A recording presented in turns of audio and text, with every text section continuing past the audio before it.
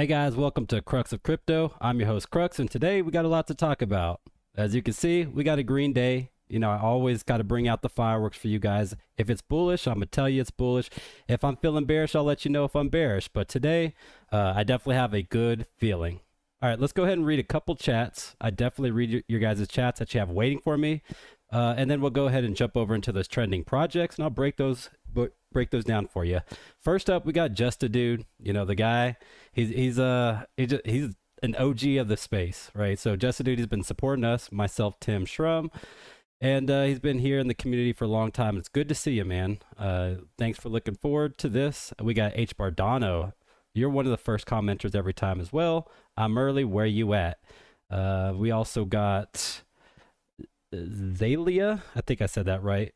With a couple questions there. I'm not going to get into the questions yet. I just want to go ahead and jump into the shout outs. And then wrong again. What up, Steve, over there?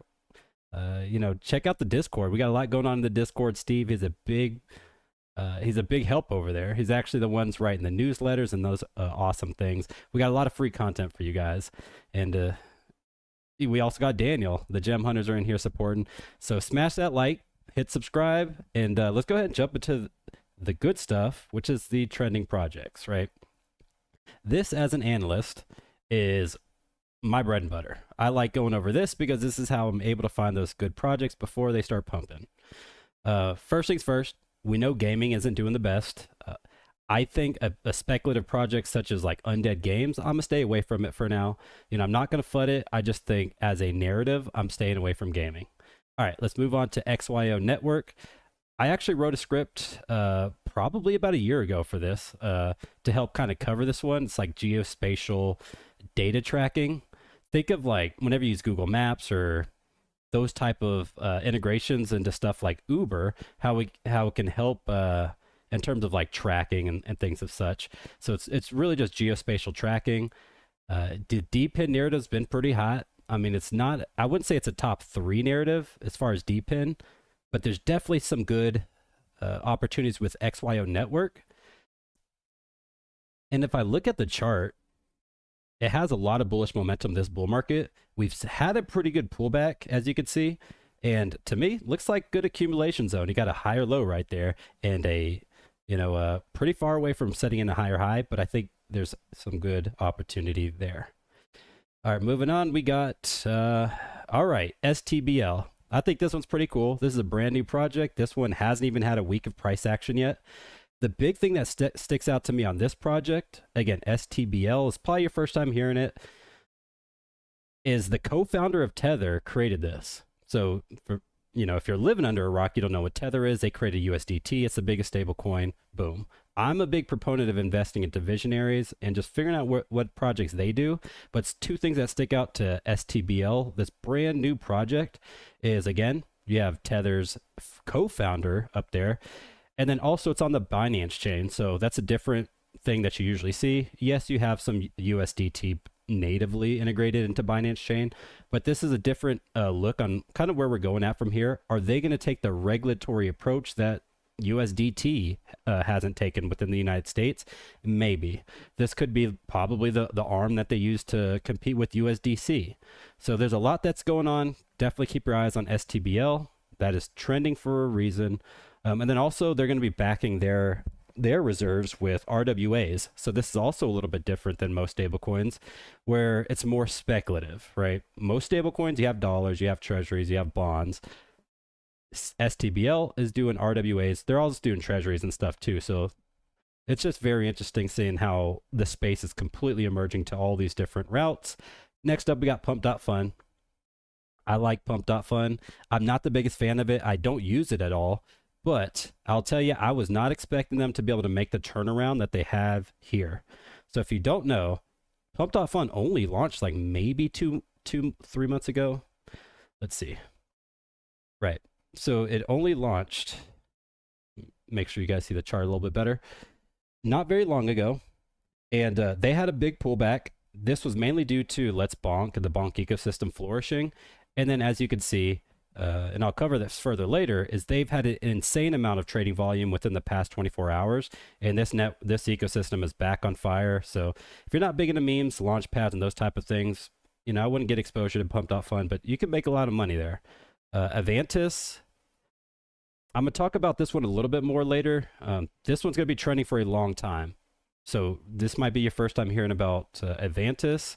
In our Discord server, we've been very vocal about it. So if it is your first time, you definitely need to get into the Discord. Actually, in the hashtag community help section, which is free, I did a breakdown over the weekend, and I gave a buy call at 60 cents. And this thing within 36 hours came up to $1.50. So I don't know if it like right up here is like about $1.50 when it hit about a 350 mil market cap. We got a good little pullback right there. And I'll talk about Avantis a little bit more later. I'm not going to go too much into detail. Next up, we got Linea. That would be a scaling solution built on Ethereum. I think we have too many scaling solutions at this point. We have Base, we have Optimism, Arbitrum, Matic, the list goes on, Starknet. This one doesn't, I mean, it is from the makers of MetaMask, but that to me is not enough to sell something.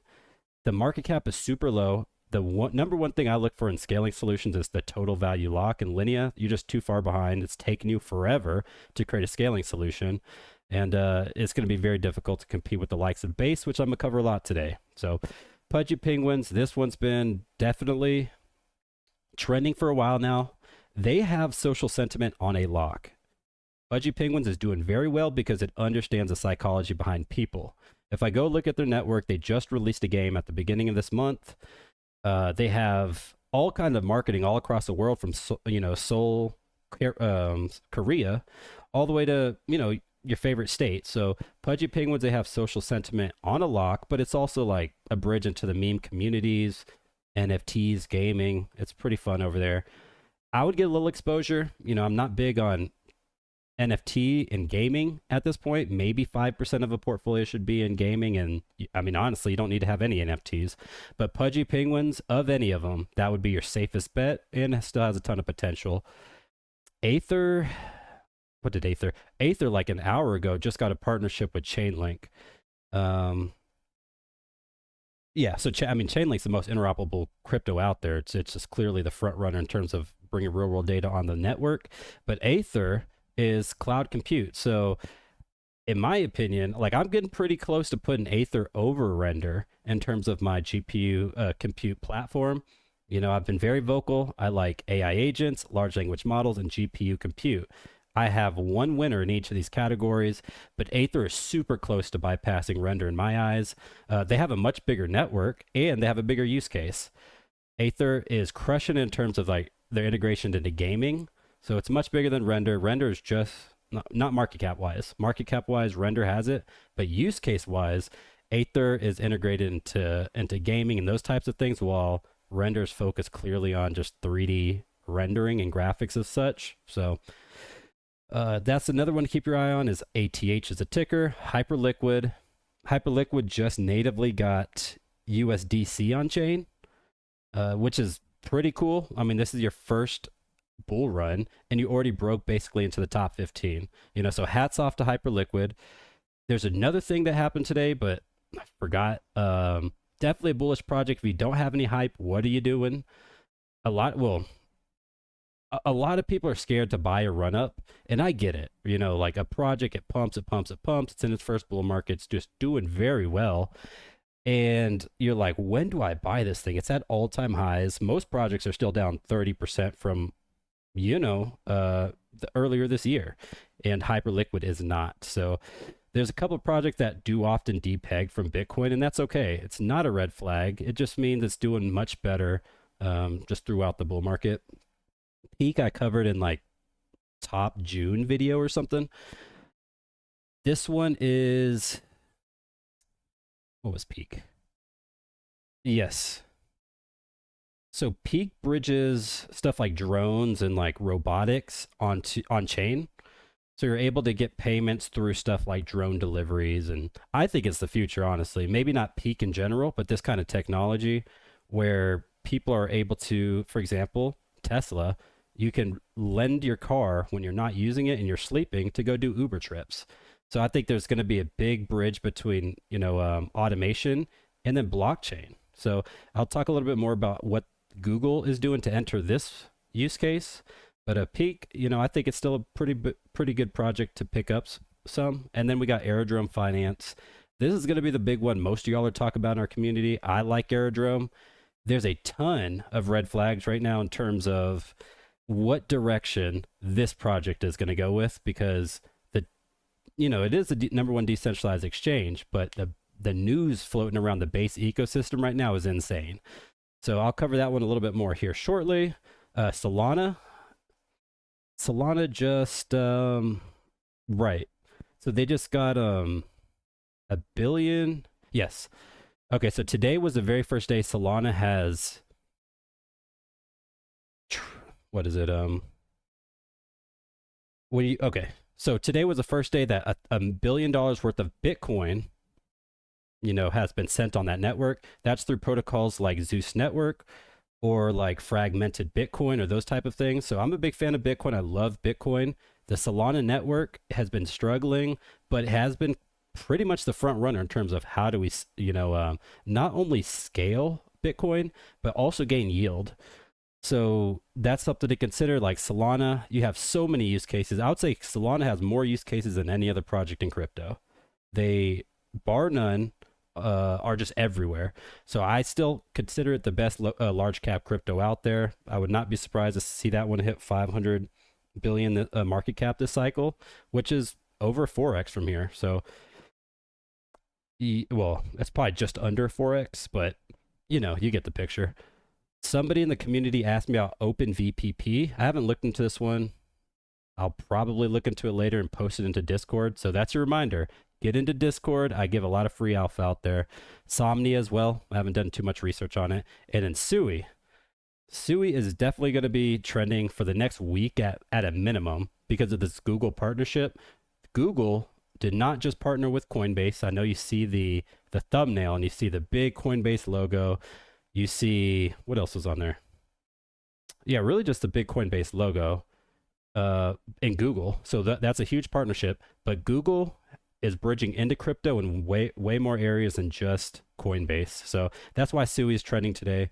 If you learned anything, make sure you smash that like. Look, hit subscribe, smash that like, follow on X, and join Discord because I'm trying to... Oop. Okay. So anytime I say the G word, my phone starts listening to me and it starts responding to me. So I'm going to say the G word throughout the stream just so I don't trigger my phone into listening to what I'm talking about. And yeah, let's go ahead and jump into some of these questions. Well, let's go ahead and grab some of the news first, and then I'll jump into the questions because sometimes I get a little long-winded on these questions. And yeah, so let's do the first batch of news. We have Moon Madness. You guys know, if you're in the community, we are trying to find the best cryptocurrency out of 32 different cryptos, and we're actually in the semifinals. So this is the current state of Moon Madness. Here, as you can see, there's 4 more matches left. We have, and I'll go ahead and just go through it with you so it's easier to see.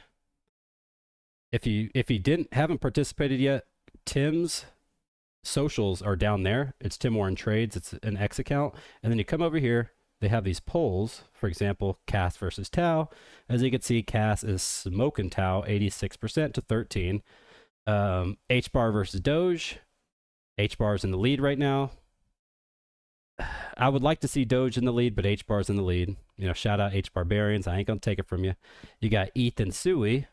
This one is neck and neck. Look at this, 50.2 to 49.8. And that's with almost 300 votes. So if you're listening to my voice, get over there and push that in the direction you want it. That is the ETH versus Sui. And then there should have been one more matchup. I don't know why there's only 3. CAS Tau, HBAR Doge, ETH Sui. And anyways, you get the picture. Make sure you go vote over there. It's fun. This is a little project that we're going to start doing probably every couple months, maybe once a quarter. We'll do like find the best AI project or these types of things. And who knows, I may even be able to create some content to help lay out a framework for a bracket system and then allow you guys to go and have some fun competing. All right, to jump further into the news. This right here is what I hinted at earlier. You have Google and Coinbase with their little partnership. the big takeaway from this, honestly, I mean, other than there's two massive names, is why is Google getting into crypto? And then I'll tell you, I've covered a lot of projects. Google is here to play. Like, they are not playing around. Between GLCU, which they mentioned they brought up in like Q1 last year, or no, this year, which is like their blockchain, between key to partnerships and between all this stuff, Google is, they're here to stay, and AI agents is kind of where their main focus is. And I agree with them. In terms of what AI agents are, think of it as living beings on the network, on the internet, right? So you have 24/7, you got sentient agents, you have, what are they, sentient? You have something else in terms of like virtual names. But anyways, these things they can transact, they can talk to you, they can help with help desk type things. I brought up the XYO earlier. There's a lot of different ways that you can integrate AI agents into your network, and Google is front running that. How powerful their Gemini large language model is. And this is very interesting how they've formed all these partnerships. It's not just Google, and I'll get into a couple more names here in a second. But very cool, says Brian Armstrong, the CEO and founder of Coinbase. Now you have, here's a couple other names. So you have American Express. This is a partnership, and this is all within the same news. So to facilitate the launch, Google partnered with Coinbase and more than 60 other organizations, including Salesforce. So I guess Salesforce is going to be the second big name, American Express, and Etsy. But it doesn't stop there. We go into the SUI network. So earlier I told you guys why SUI's trending. Every now and then SUI, it gets flooded out. 2024 was a big year for SUI. And a lot of people had the same expectations going into this year. Now, remember, this is the first bull market. So if a blockchain gets up to 15 billion TVL, that is a unicorn. That does not happen in crypto. The institutions made this one happen. And if you don't know enough about SUI, I have a video coming out pretty soon. I'll talk about it here I'll talk about it more here in a second. This ecosystem is nothing to fade. This is the founder here of Miston Labs, who was hired by Facebook to create DM.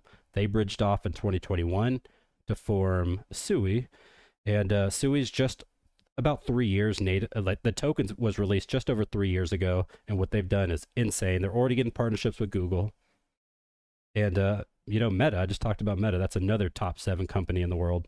So good to see that shout out coming from the creator of Miston Labs. And then let's go ahead and do Q&A before I jump into this one, because I was very long-winded there. I gave a little lecture to you guys on why stuff is trending. Maybe a little bit too long-winded, but that's okay. All right. Aerodrome, H. Bardano. Aerodrome to 50 cents if Base launches its own token. So I'm going to tell you, that's the very first thing I thought about whenever I saw Coinbase, because T-Shroom yesterday morning, he said Coinbase just announced that they launched a token. So I run over to Twitter. I start looking to see if this is actually true, because something we've been telling you guys for a while now is a big reason people buy Aerodrome is because there's no native token on the Base network. That's fair, right? If there's no native token, they're going to go buy either the #1 borrowing and lending protocol, which is Morpho, or the #1 decentralized exchange, which is Aerodrome. Now, there's a mention of a Base token for the first time yesterday, and this is Jesse Pollock. He is the founder of the Base network, the layer 2 scaling solution on Ethereum. So I'm kind of honestly, I'm still in the weeds with this thing. I still have a lot to learn in terms of which direction I really think Aerodrome's going to go, because something that got swept under the rug, and I think they did this for a reason. They mentioned 2 big things yesterday. It wasn't only, they mentioned more than 2, but the 2 big things I took away was the Base token. Yes, that's like the bullishness, but then they also talked about bridging Solana with the Base network. And I'm actually overall bearish on that because whenever I think of bridging, right, you have both directions. You have from Solana to Base and from Base to Solana. Now, this means kind of like, think of it like liquidity pools. If you know one's going to outperform the other, which Solana is clearly going to outperform Base, then a lot of this network is going to flow into this one because this one, for example, is going to give you better APYs on your borrowing and lending protocols. Since there's so much liquidity over here, they can give you better stuff, right? So I typically don't like whenever networks bridge that are not somewhat even in terms of user activity, total value lock, and those types of things. So right now, Solana's running the show. I think the bridge is happening too quickly. And what I don't want to see is too many people going from the base network and sending their USDC and all these other assets all the way over to Solana network to get the better yields and user activity. So that's kind of my quick thoughts on that. Yeah, so Aerodrome, we could see a lot of that liquidity flow over to Solana's network. So right now, I would just have patience. I'm going to show you a clip later, and I'll quickly summarize it, but Jesse Pollock, like maybe 30 minutes ago, he's the founder of the Base Network. He talked about not launching this token this year. So don't think you have to make a decision quickly on this one. There's not going to be a Base token in 2025, but it's just good to have it on your radar. I actually think the opposite. I think, okay, so Just a Dude, he says, I actually think the opposite. Think it and Morpho will benefit from it. So just like I said, none of us really know the answer on this. It's brand new speculation, but I'm here every Tuesday, Thursday, 4 p.m. Eastern to give my take on it. I have a lot of time to do research. So Daniel says Crux for president. I agree with Daniel.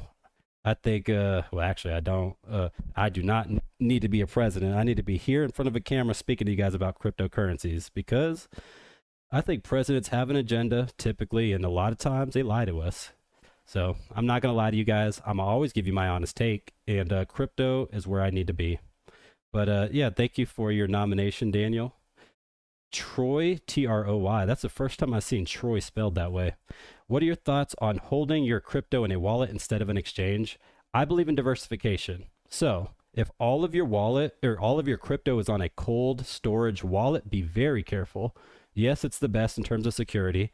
I personally like to have maybe 20-25% of my crypto on exchanges for a couple purposes, right? For easy liquidity, for off-ramping, it's just easier.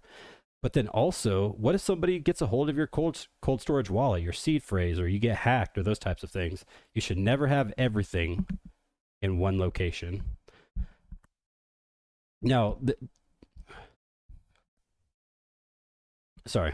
All right, so in terms of like hardware and cold storage, that's always going to be your safest. So if you have a Tangent wallet and you have a Ledger, that's cool. Have them in different ones. So you could have everything in cold storage. But I'm just saying, don't have it all in the same ledger or the same seed phrase because everything's hackable. So even if it's on a ledger. Where can I buy Base? So Marco, I'm not sure if you just heard what I said, but Base will not be launching a token until next year or later, and that's even if.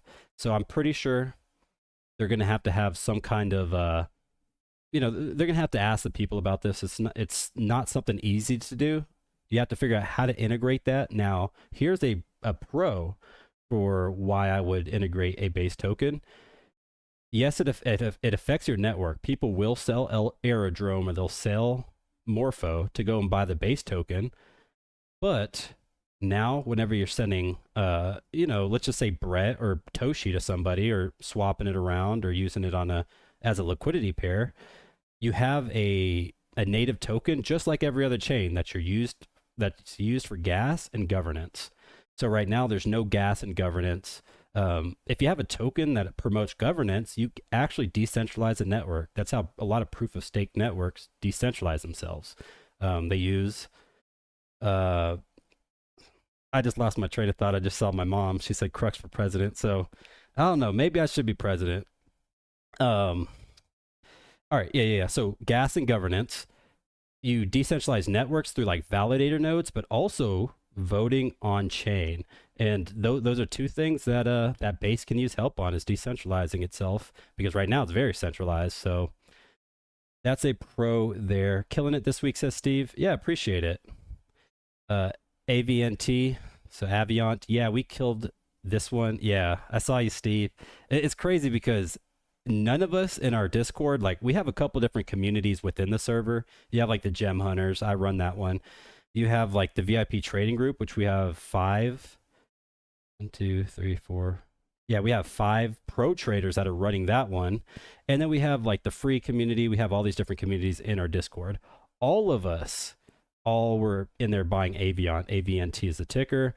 And it was just cool seeing everybody come together and get in early on that one, because we made a good amount of money there. Yeah, so Steve says, what? Crux rocking a Bitcoin shirt. He's trolling it. Look, I actually posted earlier this week.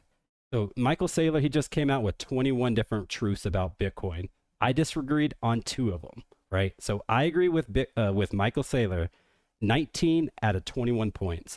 And the 2 I disagreed with him on: Bitcoin is perfect money and Bitcoin is immaculate. I don't think Bitcoin is either. I like Bitcoin. It is good money. I'll say it's okay money, because in terms of money, I always think about, like, if I want to buy a Celsius or I don't know, an Expo marker, how do I buy this? Bitcoin right now on average is $1 per transaction. I'm not paying $1 to transact and buy this thing, because this isn't even worth $1, right? So the fee itself to use a network is more expensive than the actual item I'm buying. It's not money.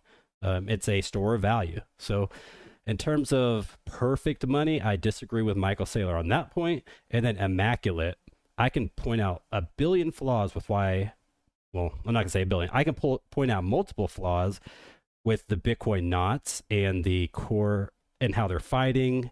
And it's just not immaculate. So people don't give me credit for the 19 things I agree with. Well, like the good decentralization, the security is amazing, but they get after me with the 2 little things I disagree. So I don't know. So I'm pretty vocal on those 2 things, though. I will say that. Avantis has insane volume. You are not lying. That's definitely one thing I noticed about it. And also, I guess just quickly covering Avantis while we're on it, you have the co-founder of the Base network. So I just talked about Jesse Pollock, who created Base. The co-founder created Avantis, and they're looking to be the next Hyperliquid on the Base network. So Hyperliquid mainly uses Solana. It's its own layer 1, but they have, anyways, they're running the trading volume basically on any blockchain in 2025. They're just out there destroying everyone. So if Base can do Hyperliquid 2.0 through Avantis, yeah, that thing is sitting at 300 million, and I expect it to go over 10 billion this bull market. So not financial advice. There's just a ton of speculation, and that's how I look at data. The only real crypto heads. Oh, okay. Only the real crypto heads know about Peak. Yeah, I was talking about Peak a long time ago. I'm pretty sure. Yeah, pretty sure I wrote a script for it a while back. But yeah, Peak, that's a pretty cool project. Just joined. Have we talked about Kaspa yet? Alexander Cobb, I specifically have not talked about Kaspa yet, but I'm saving something towards the end for that one. But to make you happier, we got some Kaspa green going on in the room. So, and then every now and then this light right here turns green. So think about Kaspa. Every time you see a little green over my shoulder, think about Kaspa. I'm not going to get too lost in these questions because there's a billion questions and I have not covered enough news. So let's go ahead and jump into the second round of news. Here's Jesse Pollock. And yeah, so this is basically what I've already talked about this one. They will not be launching a coin in 2025. Let's move on. This is a complete different shift, but tomorrow is a big day. If you're a trader, be careful out there because these markets are irrational. If the rate's lower, don't expect to pump up automatically. Tomorrow is going to be the trickiest day to trade. But you know, I'm gonna be monitoring the VIP trading group. These guys are much smarter than me. They crush it You know, these guys are the way that I think and they think are just different. I'm always constantly looking at news, this stuff.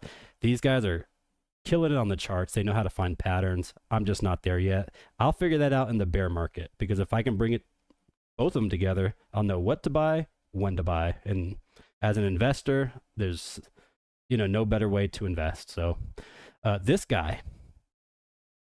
All right, so just to quickly like break down how it works, there's 12 different positions on the Fed Reserve. Jerome Powell's one of the 12. He's like the mouthpiece of it.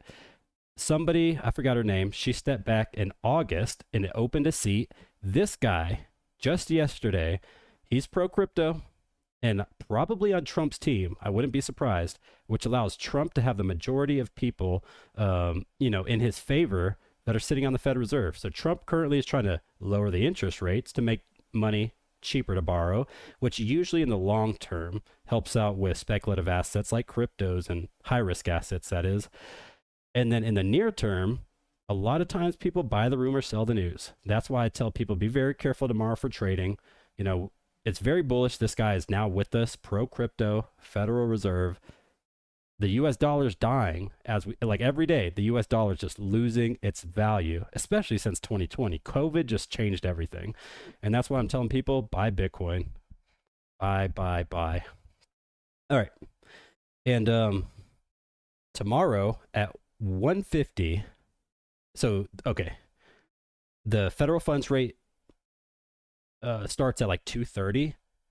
Tim and Shrum go live tomorrow at 1:50 Eastern Standard Time. So 10 minutes before the rate gets announced, and then we'll go ahead and watch that together 40 minutes after the show starts, and just see. You know, it's good to tune in because Shrum has a really good understanding on how all this stuff works. Tim too. You know, I'm not so much like invested into this stuff. For me, crypto's going to win either way. You know, these guys can come up there and say whatever they want. I just know Bitcoin in the end wins. So that's why I don't invest too much time into it. But I just understand the prices get volatile. And if you guys want to make some money, that's your day. All right.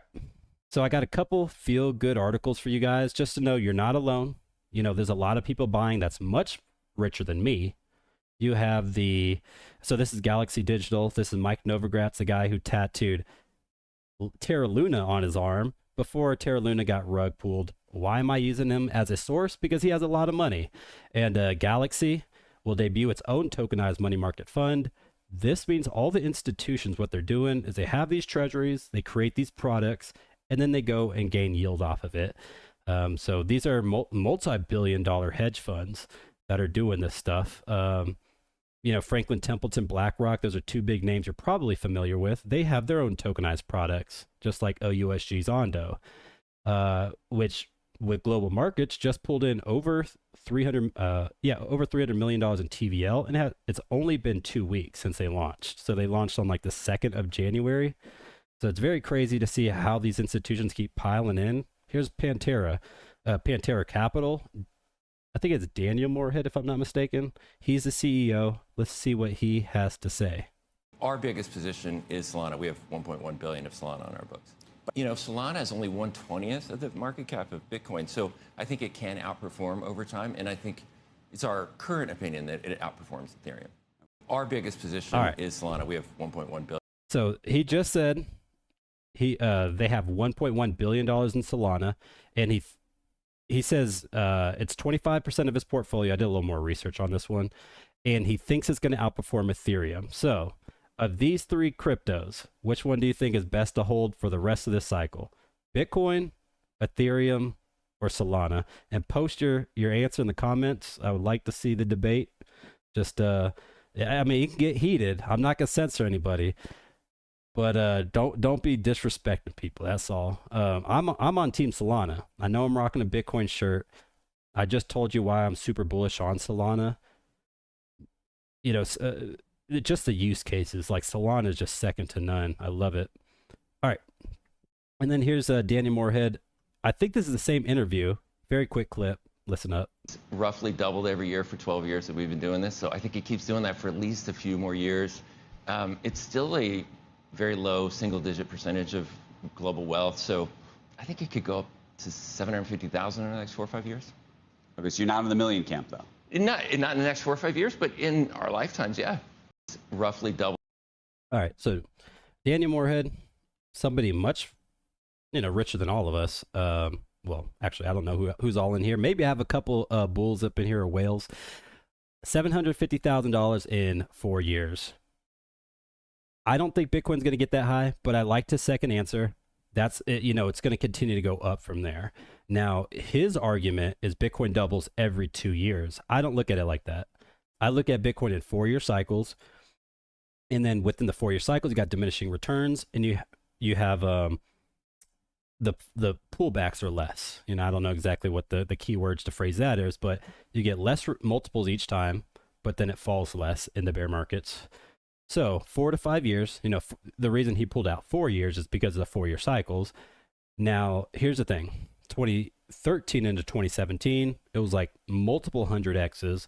2017 into that 2021 bull market, I think it was like 80, no. It was like 60X if I'm not mistaken. Last bull market from 3,500 all the way up to, let me do the quick math.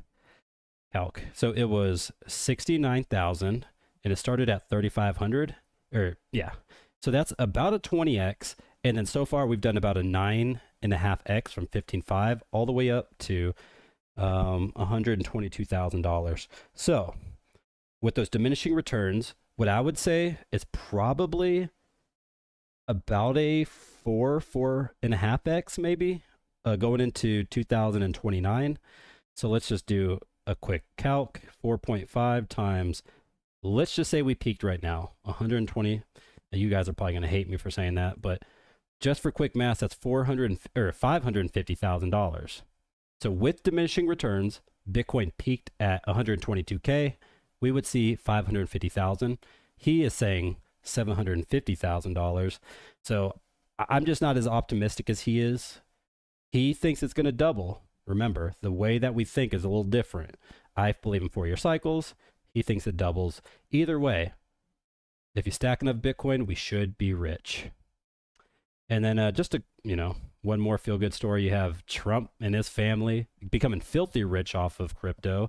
I'm not super feel-good about that. I think using your podium to capitalize off of crypto is wrong.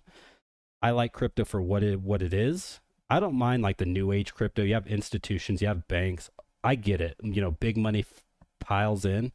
I'm just not big on the whole political side. Like, I'm not going to be bearish on Congress being able to trade stocks and then come over here and say it's okay for Donald Trump to become president and create a Trump token that launches and generates $13 billion in a single weekend. So those are just my thoughts. We have a new product created by the Trump family, ABTC, and they just went live on the NASDAQ today. Pretty cool. And yeah, so that should be enough. Yeah, that's all of my feel-good stories. Let's go ahead and jump back into Q&A for a little bit. See what you guys are talking about. H-bar over Doge, says H-Bardano. All right, so earlier in the stream, we're going over the polls. I think Doge has more. All right, so H-bar is definitely the better layer one. It's solid. It's a graph, which is a DAG in data structure, so it's way more scalable. The technology is better, but you got to understand Doge is different. Think of Doge as like Bitcoin's little brother, the community vibe. I've talked to you guys about Elon Musk's lawyer heading the treasury. They already have hundreds of $1 million forming the treasury. Doge OS is coming out. X Money is launching later this year. I would not be fading Doge. H-bar, you don't have all those bullish catalysts. So H-bar, you just have the better technology. You have a unique technology in terms of how they govern stuff. And I like H-bar, but no, I'm not putting it above Doge. And that's my final answer. Robinhood said that they keep most of their coins in cold storage for their customers. Yeah, so Robinhood is a whole different level than us, right? Robinhood, these guys, I'm pretty sure they own, of all the entities, probably a top 5 Ethereum wallet, probably a top 10, oh no, not a top 10 Bitcoin. They weren't early enough into that one. Anyways, they own a lot of the top 5 wallets of major cryptocurrencies out there. So Robinhood, I'm actually a pretty big fan of them. I just know too many people that are not very keen on technology that need access to crypto, or at least the price, the exposure to it. And I'm not going to tell everyone with no matter your IQ, buy crypto, put it in cold storage. That's how they get hacked, right? If I trust you and that you're smart enough to do all this stuff, that's what I'll tell you to do. But like most people, I just say go to Robinhood, buy your crypto there, right? That's very different than the actual ethos of why crypto was created. But the ethos came from a lot of smart people, like a lot of crypto heads that understand that if you truly want to protect yourself, you need to hold your own keys. So there's multiple ways to look at it. I like Robinhood for the better. People don't like it because of the GameStop debacle. You know, it is what it is. Let's see. CE5 Workshop. Hey, Crux. What is the best subnet of SUI I buy now or later in terms of ROI? Thank you. Okay, so the SUI ecosystem, follow me on this one. Let's go with, so I'm on CoinGecko. I go to chains. I come down to the SUI network, which is number 10 in terms of total value locked. And then what I can do is drop down here and then look at some of their better plays, right? So you're talking about, well, what was your question again? It was, in terms of ROI, what is the best subnet? All right, so technically, SUI does not use subnets. Subnets is something like how Avalanche, on Avalanche's C chain, how anybody can go and create their own network within that, and it doesn't bog down their X or their P chains. Now, what I really like with basically everything Miston Lab touches turns to gold. That's how I look at it. So Miston Labs is the creators of SUI. Walrus, this is like the data protocol. This makes stuff like if something has a lot of data and you don't want to bog down the network, Walrus is going to be your not only your scaling solution. Actually, no, it's not a scaling solution. I'll talk about the scaling solution right after this. Walrus is just efficiently like compiling the data for easy throughput. So I think Walrus has a ton of potential. I would much rather own Walrus than Rweaver Filecoin. So let's just leave it at that. DeepBook. DeepBook would be my number 1 hold on the SUI ecosystem. So if I can't hold SUI, I'm holding Deep. That's like the aerodrome.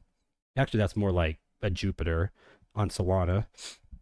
It's a collab, so it's like an order book built on chain. Very unique. That one would probably be my best ROI for a beta play on the SUI network. And then one play that the Gem Hunters we got in early on was this one. And this was another crypto that 2x'd within 36 hours after buying it. So later on, I'm going to talk to you guys about the Gem Hunters and what we've been doing. But ICA, so ICA is like a scaling solution built on the SUI network. And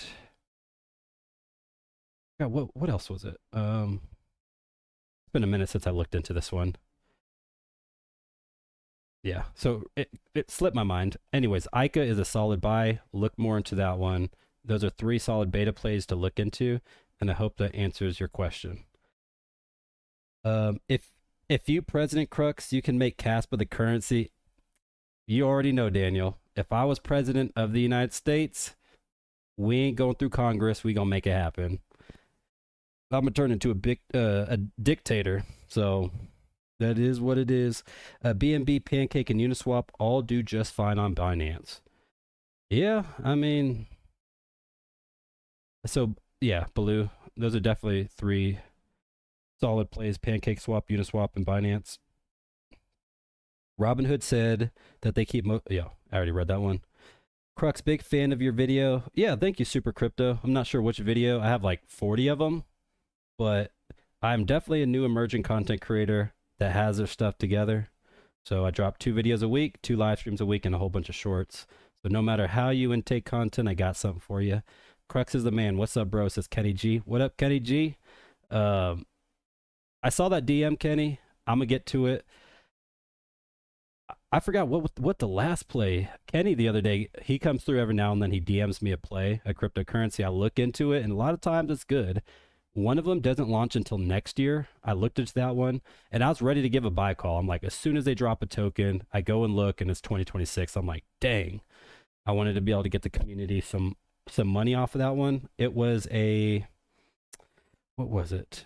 It had something to do with XRP. I don't know. Maybe you can help me out on that one, Kenny G. How high do you think Hedera can go this cycle? So, Hedera ISO 2022 compliant crypto. This right here was during the resignation of Gary Gensler. So this is the pump that happened alongside XRP, XLM. The reason I like HBAR is because it 9x'd here. And HBAR 9x'd in under a month last year. And if you look at like the beginning of last year, it looked like a dead currency. It wasn't keeping up with most projects. People were spreading FUD to make the price pump. I forgot what the FUD article was. It was like a partnership with Amazon or something. And then it pumped, and then within 24 hours, it dumped right again. So people were trying to prop this thing up through false rumors. And now we're starting to really see the technology play out, which is good. I think the biggest catalyst for HBAR to pump would be the ISO 2022 compliancy being used with FedNow and SWIFT. So SWIFT is the global payments network that processes over $5 trillion a day in global payments worldwide. And FedNow is how the United States is attached to SWIFT. SWIFT had a pilot program. Hedera won out on that contract. And I think Hedera is going to do very well because of that. So in terms of price action, where can Hedera get because of that? I think it in terms of like regulations and stuff takes forever, right? Swift isn't going to use Hedera today. Just because stuff happened, stuff passed doesn't mean it automatically gets used. I'm more like a 2026 kind of guy in terms of like when the actual use case is going to come into effect. So maybe if the bull run goes into 2026, I can definitely see this shoot way up past a couple dollars. I would like to see Hedera battling with like $100 billion market cap, which would actually be a 10x from today's prices. And I think that's doable. Solana last bull market was sitting at $75-80 billion in November. So why wouldn't Hedera in 2026 be more valuable than Solana in 2021? That's my take. HBAR 10x in 2026 due to Swift. Oh, I got a good number of concurrent viewers. Awesome. I see 82 of you guys in here. Shout out to everybody in here. If it's your first time, look, follow me on X, join the Discord server, smash that like and hit subscribe. I'm trying to be, well, I am one of the fastest growing crypto channels on YouTube. And not to further pat my back, but I'm here because I believe in crypto and I'm not here to just make a dime. So, I'm pretty educated on this stuff. I continue to educate myself every single day. And I try to break it down to you guys so you understand what to look for. Brooks, what do you know about Waffles? So Waffles is Jeremy Da Vinci. Look, he tried to get me on a trick question. Waffles is Jeremy Da Vinci's cat. Jeremy Da Vinci is the guy who said, why don't you just buy Bitcoin at $1? What do you have to lose, right? And this was back in like 2011, if I'm not mistaken. So he's probably one of the first YouTube content creators. And I actually have something I'm going to show you later on how I called Da Vinci out. So, this is going to be the last part of the Q&A. I'll jump back into the news. And but Waffles is his cat. The thing is, like, people could pay Jeremy Da Vinci to pump a token, or to not pump a token, but to push a token, right? So me as a content creator, as an analyst, I don't take that. I don't do that. So I could approach Sui. I could approach many projects out there, Polkadot, and I can get paid to push them. I don't do that. I don't think it's wrong. If it's a top 100 project, in my opinion, if they're willing to pay, and I actually believe in it, that's the key word, then I don't think it's wrong to take a payment. But if you're shilling a token like Waffles, or I mean, technically he's probably part of the team on that one, so he's actually part of it. But if a token like it was like something zombies or something, and somebody pays him to pump it, I think that's absolutely wrong if it's not a top 100 project. So I would not touch that Milch unless like Jeremy Da Vinci's going to do something big, right? If he somehow becomes, I don't know, CEO of Binance, I don't know, then yes, that thing's going to take off. Plume is looking good. I definitely appreciate Plume. And let's go ahead and jump back into the news. Where are we? I think we're like further up here. All right. Big news. I was supposed to have this video out to you guys last week. I'm telling you, this one is a banger. I just recorded it earlier today. So I got my editor. He's already working on it.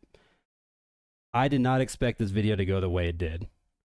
The more I wrote, the more I analyzed, the more I scripted, I just learned so much about Avalanche and Sui that I'm telling you, of all the videos I did, and I did one that got 5,000 views, Sui versus Say. This one is going to be the best one so far, of course. This one drops tomorrow. So tomorrow at this time, expect to see Avalanche versus Sui. Who do you think is going to win? Go ahead and post it in the comments. Next up, we got alt season. Is it alt season yet? I don't know. But what I'm doing is I'm preparing myself to walk you through it just in case. What I'm waiting for is tomorrow. I think tomorrow's going to be a very volatile day. In the event alt season starts to, continue, I would say we're already technically in an alt season because Bitcoin's dominance has fallen so much. If we continue alt season, I'm going to try to guide you guys through how I'm going to position myself, when to take profit and those types of things. So this video will drop Friday.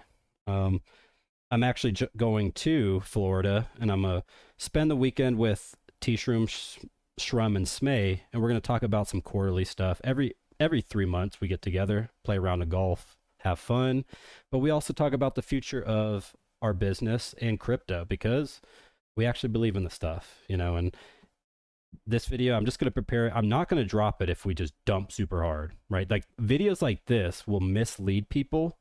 So what I don't want is, oh snap, we're about to go into a bear market because there's nothing saying the crypto top is not in, right? They're like 122,000 could be it. And I don't want to flood people, but I'm not going to drop this video if tomorrow ends up as a dud. And that's just something I want to protect you guys. Even if I produce it, I'm not going to drop it. All right. And then starting Monday, the 22nd, prices are going up. Prices are going up 50% on all three of these memberships. So Essentials currently is $40 a month. That one goes up to 80. Academy is currently 100. That one goes up to 200. And then Gem Hunters, I think, goes up to, I want to say like 250 or no, 300 a month. It goes up to 300. So there's a price increase of 33% actually, if I'm not mistaken, not 50%, sorry.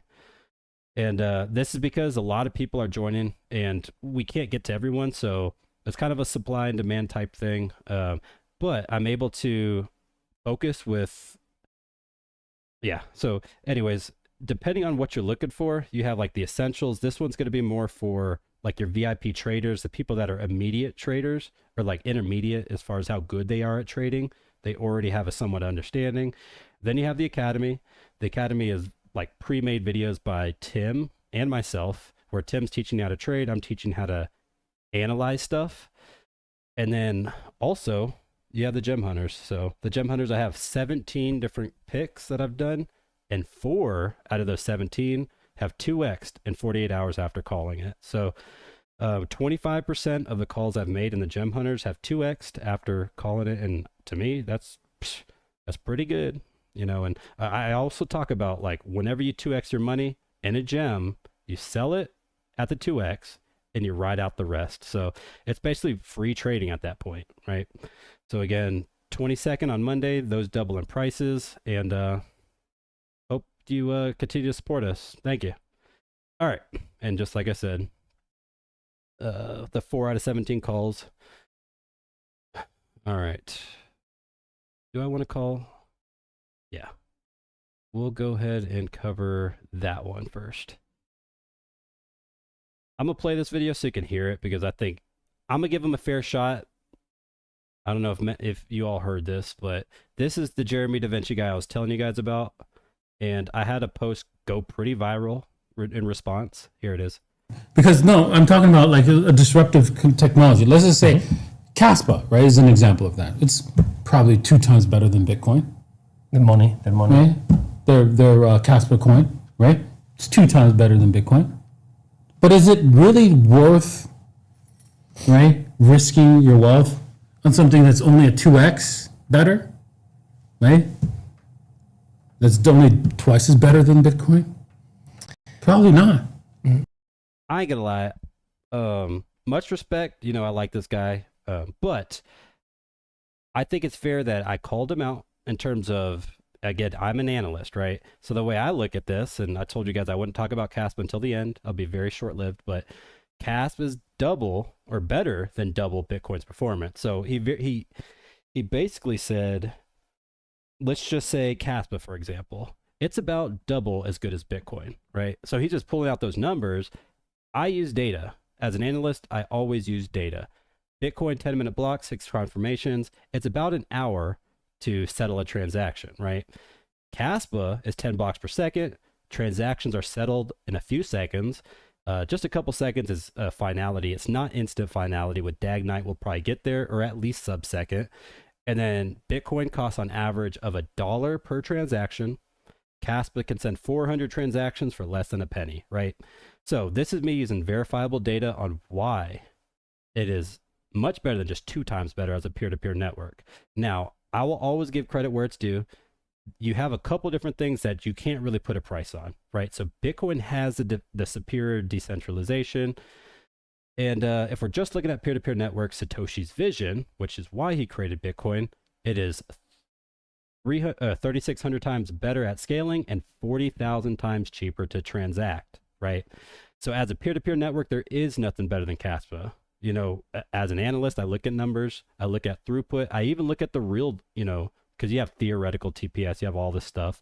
I look at the finality numbers, but I'm also going to give Bitcoin its flowers because decentralization and security are second to none in terms of how many validator nodes they run. And what better way to spot check, like to proof check, my claim, right? So every single thing I said is valid in accordance with ChatGPT, So I try to be as unbiased as possible, and I think that is fair. Next up, we got Pump.Fun. It's $1 billion trading volume. I talked about this earlier. That's insane. I haven't eaten my words yet. I made a Pump.Fun versus Bonk video, and I chose Bonk, and I still think Bonk's going to be the better buy. Let's Bonk.Fun. The ecosystem's still thriving. It's why I gave a buy call on Useless token pretty early on, and we made a good amount over there on the Gem Hunters. But Pump.Fun is definitely showing its head back into this fight. There's no killing this thing.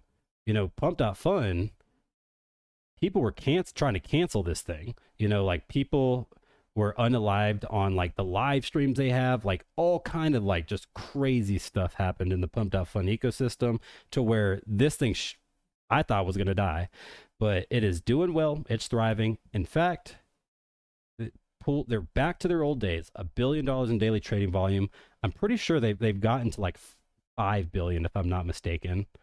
I could be making that up, but I'm pretty sure Pump.Fun has hit way more than that. Way back in its heyday, I'm talking like Q4 last year, whenever a lot of tokens like Peanut and Goat were just crushing it. If you want a little exposure to memes, and you don't want to buy them individually, get a little Pump.Fun. Hurts to say it, but I know you guys like to make some money, so I'm not going to tell you to fade it as I do. And then lastly, this was a play we talked about in the Discord. One of our members, he brought it up. Avantis, again, created by a co-founder of Base Network alongside Jesse Pollock, and it is your leverage trading platform up to 500x. So this is like the gem of the day. Just going through it quickly with you guys. A lot of different trading pairs, up to 500x leverage. Don't be a degen.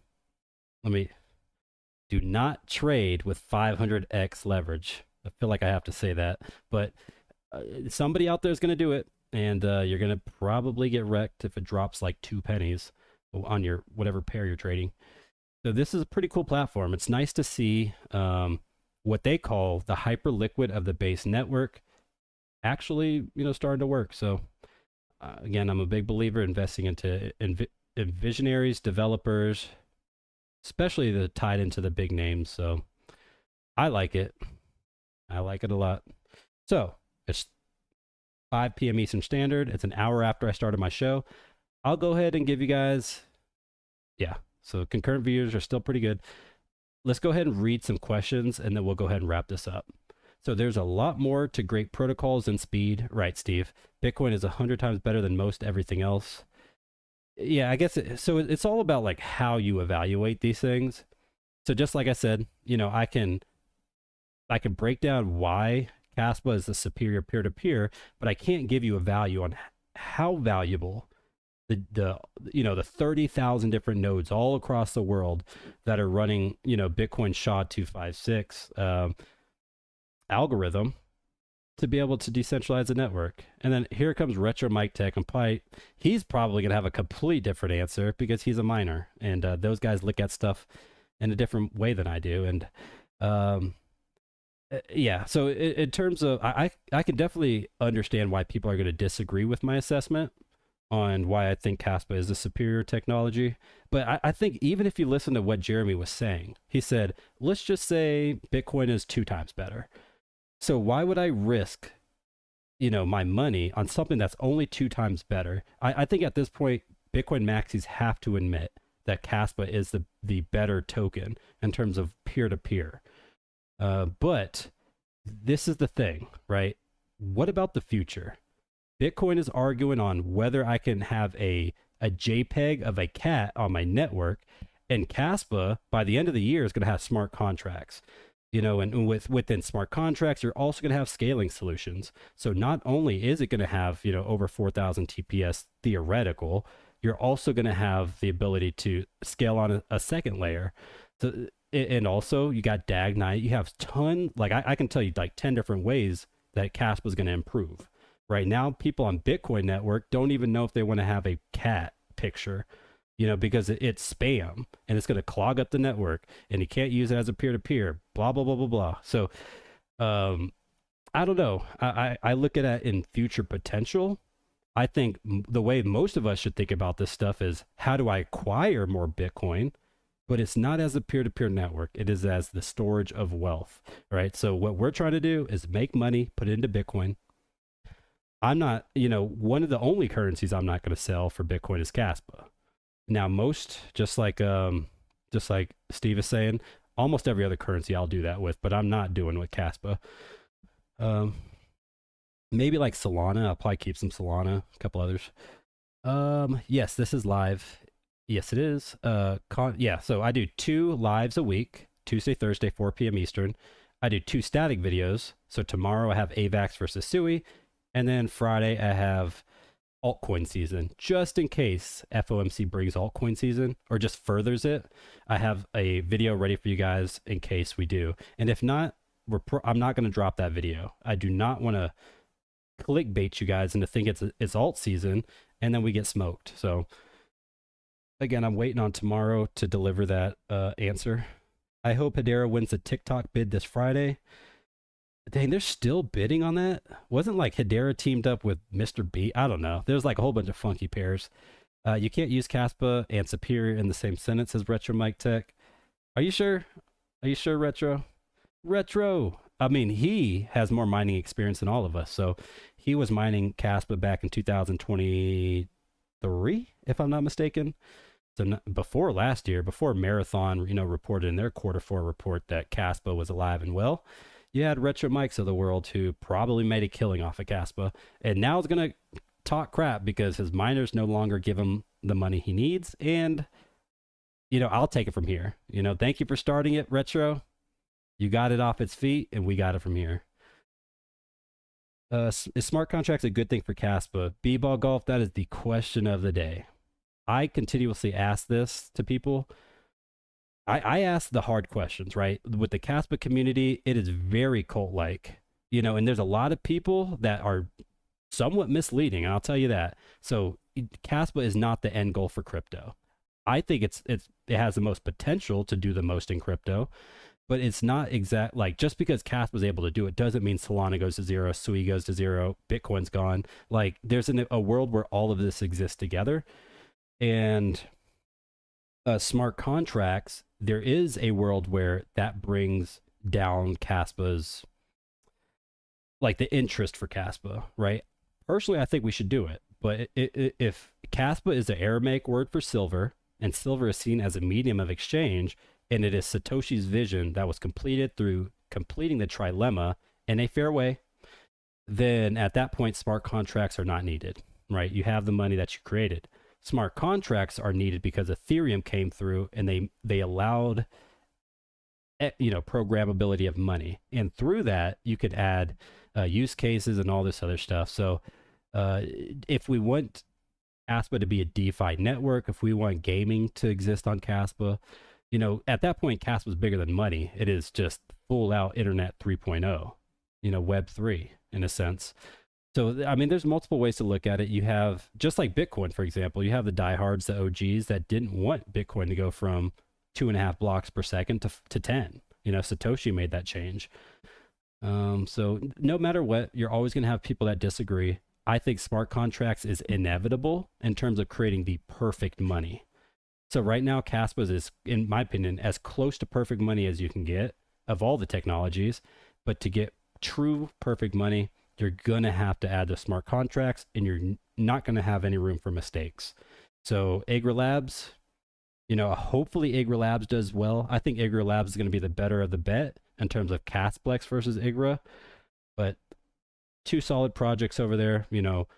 I take off my hat to both teams, because Kaspa does not have they have a foundation, but they don't have a massive pile of money because it was fair launched.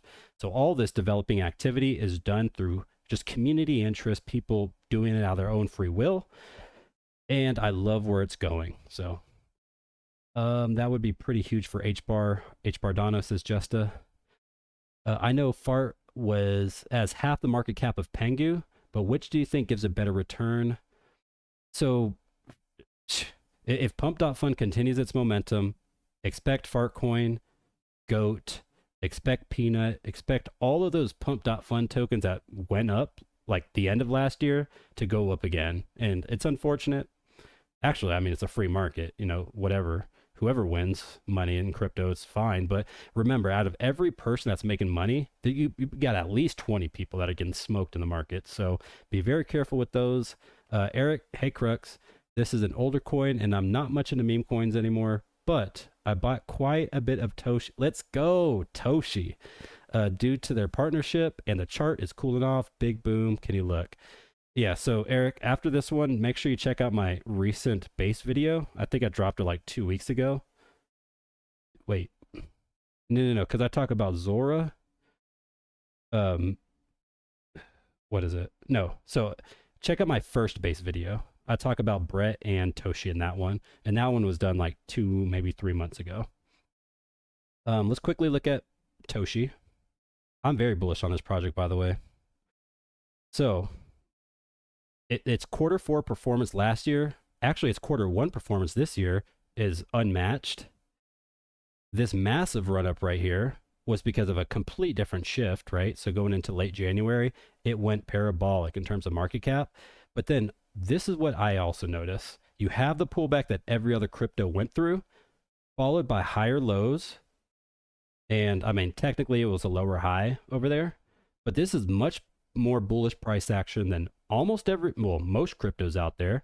You got something that went from as low as a 100 mil market cap to 300 within a month, and then it has been ranging since. So technically this is a very good project, but fundamentally you have stuff like NFToshis, which is like the brand that they created right up here, NFToshis. And then if this could be the next Let's Bonk, so it's not Toshi Mart. Toshi Mart's kind of like their merch store. Where is... So they have like a new meme launch pad. So what I'm thinking is Toshi is going to be the next Bonk. And if it is, then we will be rewarded handsomely. And also, I put Toshi as my #1 meme coin on the Base network over Brett. So as much as I like Pepe, if Pepe doesn't pump very hard, Brett's not going to get the pump. If Pepe pumps hard, expect Brett to outperform Toshi. So that's my take on the Base meme community. 2022, I mined cat. Dang, this fool mined Cas at in 2022 without miners. There weren't any coins for y'all to buy, right? Yeah, so I definitely pay homage to my miners, but again, we'll take it from here. Retro Mike, stop spreading FUD. All right, it's all about adoption. That's why Litecoin is still the go-to money mover.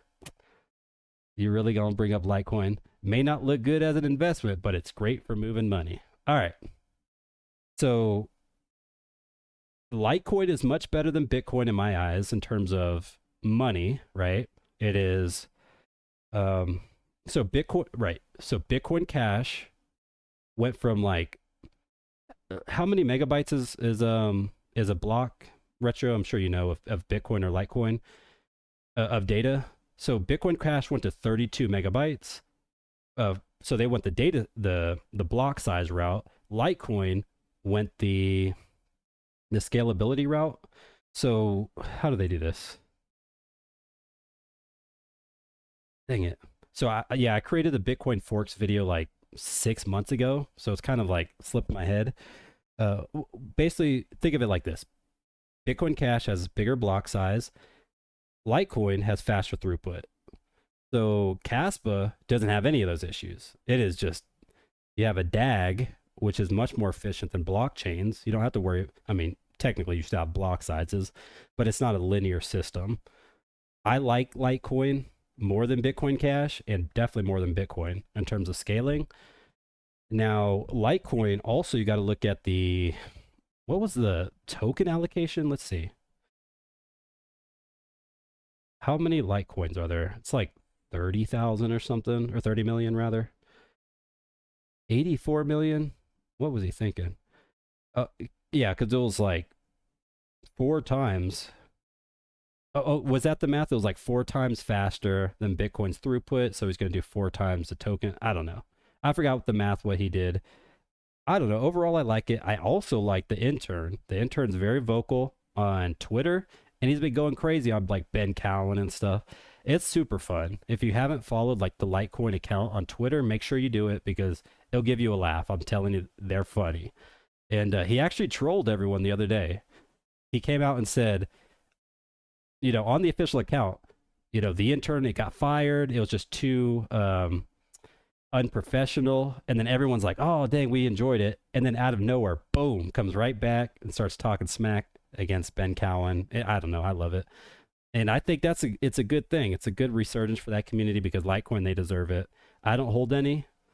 I think, you know, in 2025, when you have DAGs, it's just not the move so much, but I don't mind the community. Now, let's see if there's any more questions. Toshi is king, says Daniel.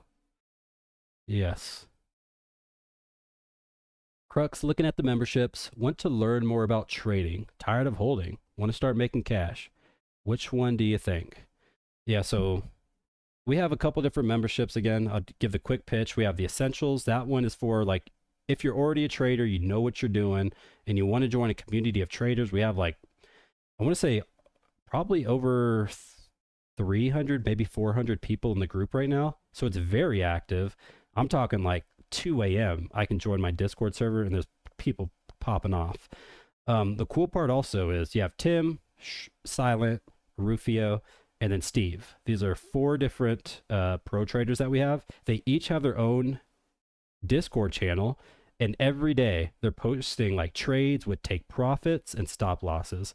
So as a trader, you're very good at, you know, and also like within the group, if you have a trade, you post a trade setup, they'll confirm it if they think it has a good probability of playing out and those types of things. Now, again, that's if you're more intermediate. The Academy, that's more going to be like your noob, like you're fairly new to crypto. You want to learn how to trade or do research. Myself, Tim, we've created videos for you guys. The Academy is super cool because it starts at square one. Like, what is a candlestick? You know, and it goes on for hours and hours and hours of just educational content because, you know, AI is taking jobs. I think there's going to be a lot of people that could revert to trading as a form of living, like a way to make money, because it's active. If crypto dies, you can still trade for money. There's stocks, there's forex, there's all kind of stuff, and this teaches you all of it. So that's another way to look at it. Is if you're more of a beginner, the academy, and then if you're just like super degen, I'm not gonna say super degen. If you're more of a gem hunter, that's what I do. I don't like, honestly, I'm not super degen. There's nothing on the gem watch list that I'll call that's going to be under like a 30 million market cap. So if there's like 10 different tokens, because let's just say the next big like Jerome Powell coin launches, you know, if there's like 10 different tokens, I'm not going to try to tell you which 10 to buy. What I do is actually look at projects with good fundamentals. For example, Mamo. You know, Mamo is sitting at, and I've been talking about this for a while now, but this is how you find a gem. MAMO is the ticker. The creator is Luke Youngblood. He created Moonwell, which is the number 2 decentralized exchange on Base Network, and a core contributor to Aerodrome, which is with Morpho, which has Morpho Volts. They're the number 1. So the guy who runs liquidity, and also he used to work for, I think he still works for Coinbase in their staking department. So he set up all the Ethereum staking, all of the basically proof of stake network staking for Coinbase. He is the one that created this, which is an AI agent that allows you to get passive yield on your crypto. This is huge, especially for people that don't understand like how to invest, where to invest. If I can get 7.3% APY on my USDC, and it's an AI agent that all I have to do is plug my wallet into it and send it crypto, you know, it's super user friendly. I think this is what the future is, but what's going to have to work first is people have to start trusting AI agents. So with just like what I talked about earlier with Google coming into space, it's probably going to take a good like 5 years, I think, before people really trust giving their money to AI agents. But it's definitely the future. This thing is a living being 24/7, doesn't have to sleep, and it's able to move your money through vaults and those types of things to get the best yield.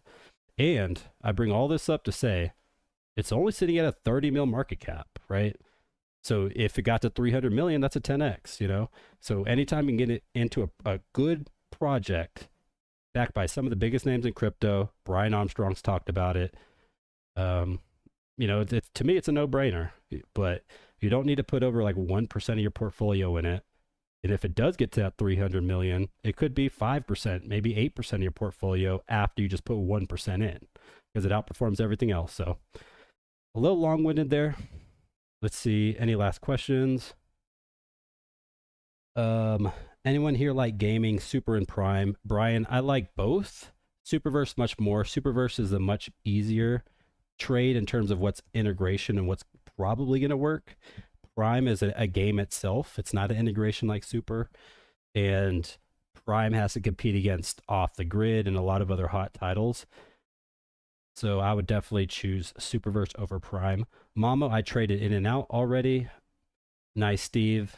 Yeah, I don't think I think it has definitely a second, third, fourth, eighth, 10th leg up. Like, I don't think we're even close to Mamo being done, even though it has retraced. So you're much better buying off Mamo now than a month ago. It is still a small cap. Yeah. So I would consider 30 mil a small cap. And I think it got up to like 70 mil at one point. Brian and Jesse and Chad are all very smart people. Right, Ryan? Yes, they are. I follow all of them. Love Base app and Coinbase. Yeah, I agree. Crux, better return this alt season, Avant or Kita? Aviant or Kita? Definitely Kita. Yeah, for sure. Well, okay, let's go ahead and look. This one I'm gonna have to do a little bit more thinking on. So Kita, I have as my number one like asymmetric play for the rest of this bull market. It launches its testnet later this week, I believe, or next week. I think this so far is like a buy the rumor, sell the news type event where we got this pullback. We're at 90 cents. I'm waiting for this to get down here to, let's see, wherever this, so about between 75 to 80 cents. You know, I'm sure if you just draw a line from here, it's going to be basically at resistance now. You know, we bounced off 150 twice. I think there's a lot to come with Kita. They haven't even talked about major partnerships yet. There's a lot that has to be unveiled in the next couple months. And that's why it's my number one asymmetric play. It's because they have a lot to unveil in the next couple months. And then AVNT is a ticker. The reason I don't think that this is going to outperform in the next couple months is just because of the already massive run up, right? So, and also how long it's been out. It's barely been out, you know, since September 9th, just a week ago. It just posted its first weekly candle at 203% ROI. So it did very well its first week. I would expect a pullback, if anything, on this. What I've been telling people is all of this support right here, between like 75 to 80 cents, it looks really good for pickup. So that's what I'm waiting on. Avantis. I keep on calling that one the wrong one, but both very solid projects. It's, in my opinion, a portfolio definitely has, you know, a good portfolio has those plays in it. I think NVIDIA will go back to $180 short term. Michael, I'm not going to break out a chart right now on NVIDIA, but I would say it's a top stock that I'd hold for a 10-year hold. I'll give you that. Good job, Crux. See you around. Thank you, Steve. Ryan, Moonshot incoming. I've never had so many coins or tokens. I've just wanted to reach a penny. Let's go. Pump him. Subscribe him. Pump. Yeah, let's go. I'm here for you guys. I'm definitely a face. Well, not like a huge face of the Base network, but if you go watch like any of my Base videos, I have 2 different videos dedicated to Base, and I'm about to drop a third. Like the first one, I talked about the Brett and the Toshi. I talk about the, you know, the aerodrome, the Moonwells, the Morphos, and those type of plays. The second one, I got a little more into the new school, so I talk about the Zora, the Mamo, and that stuff. And the Kita, you know, Kita it is a layer 1, but it has a base address. And then the third one, I'll probably talk about even the newer school, like the token I just talked about. So you have a ton of stuff on Base. It is constantly growing. And the cool part about all of these is they haven't had the massive run up yet. So that's pretty dope. I don't know if Kita can go to 80 cents again, but maybe. Right, Brian? I mean, my bags on Kita are already packed. But if it does, I'll definitely be buying some at those prices. All right, well, you know, an hour and 20 minutes, an hour and 22 minutes to be exact. So we went a little long. I usually go about an hour, but if you guys are asking the right questions and the concurrent viewer doesn't die off, I deliver alpha. So that being said, appreciate you guys tuning in. Make sure to like and subscribe if you haven't already, and be on the lookout for the tomorrow's video, which is Avax versus Sui. It is a banger, and I can promise you, you will learn stuff, and you won't even know which direction I'm going. I'm constantly throwing you off in the video, and then at the end, I give you my final take. It's pretty dope. But 4 p.m. Eastern Standard tomorrow, watch the video. I'll catch you guys on the flip.